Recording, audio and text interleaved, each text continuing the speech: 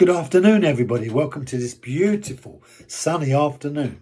Proverbs with Paul in the afternoon. And we're looking at Proverbs chapter 1, verse 6. And this is our second week. So we heard in 5 on Friday that Solomon declared these words, that a wise man will hear and increase in learning. So a wise man will increase in learning. And it says in 6, to understand a proverb and a figure, the words of the wise and their riddles. So someone who listens, someone who hears is what Solomon is talking about.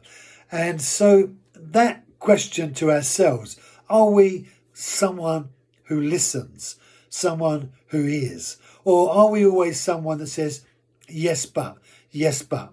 You see, the yes, but people are not listening to the words that you're saying.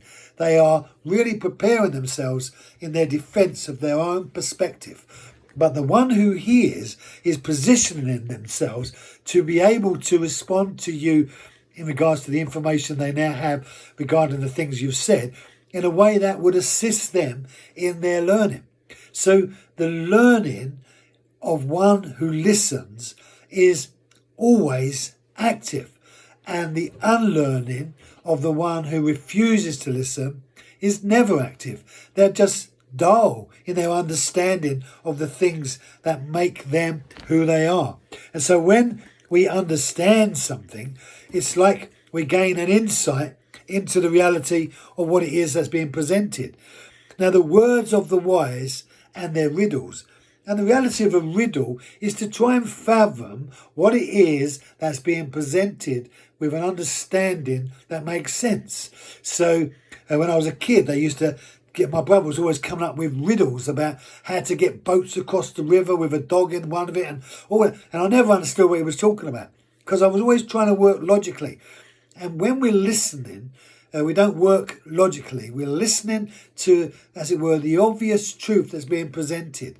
It's like there's some hidden information that we just got to look at before we see it. And until we look at it, we won't see it.